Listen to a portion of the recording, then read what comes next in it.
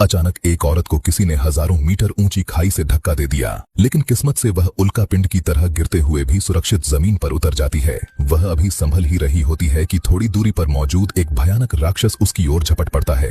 राक्षस अपने एक ही पंजे से आर्विका को जमीन पर गिरा देता है। संघर्ष के दौरान उसके पेट पर गहरा घाव लग जाता है। जल्दी से वह जमीन पर पड़ी बंदूक उठाती है और उस पर हमला करने वाले राक्षस पर पलटवार करती है। उसे लगता है कि वह अपनी ताकत से राक्षस को हरा देगी, लेकिन तभी पीछे से अचानक भयानक दर्द महसूस होता है। 3 तेज टेंटेकल जैसे पंजे उसकी पीठ में घुस जाते हैं। उसी समय एक बहुत बड़ा राक्षस धीरे धीरे गुफा से बाहर निकलता है। साफ पता चलता है कि यही सभी राक्षसों का नेता है। अजेय मानी जाने वाली आर्विका के पास अब लड़ने का भी मौका नहीं बचता। राक्षस उसे जकड़ लेता है और एक और टेंटेकल उसके गले में घुसा देता है। वह उसकी हीलिंग यानी उपचार करने वाली शक्ति को पागलों की तरह सोखने लगता है। जिस शक्ति के सहारे वह अब तक जिंदा थी, वही शक्ति धीरे धीरे उसके शरीर से निकलने लगती है। जब उसकी सारी शक्ति सोख ली जाती है तो राक्षस उसे दूर फेंक देता है और अपने साथियों के साथ गुफा के अंदर चला जाता है। तभी उसके शरीर में अचानक बहुत बड़ा बदलाव होने लगता है। उसने यह शक्ति अपने पास नहीं रखी, बल्कि अपने साथियों में बांट दी। एक पल में सभी राक्षसों में भयानक बदलाव आ जाता है और उनकी ताकत कई गुना बढ़ जाती है। इस तरह राक्षसों की सेना बहुत ज्यादा शक्तिशाली हो जाती है। उधर खाई के ऊपर खड़े उसके साथी जब देखते हैं कि उनकी टीम लीडर मर चुकी है, तो वे नीचे उड़कर आते हैं और उसकी लाश को अपने साथ ले जाते हैं। आर्विका को मरते समय भी इस बात का पता नहीं चलता कि यह जानलेवा हमला दरअसल उसके ही एक साथी की साजिश थी। रियाज चुपचाप टीम लीडर की लाश को अपने ठिकाने पर ले जाता है। वह बहुत सावधानी से लाश को जमीन पर रखता है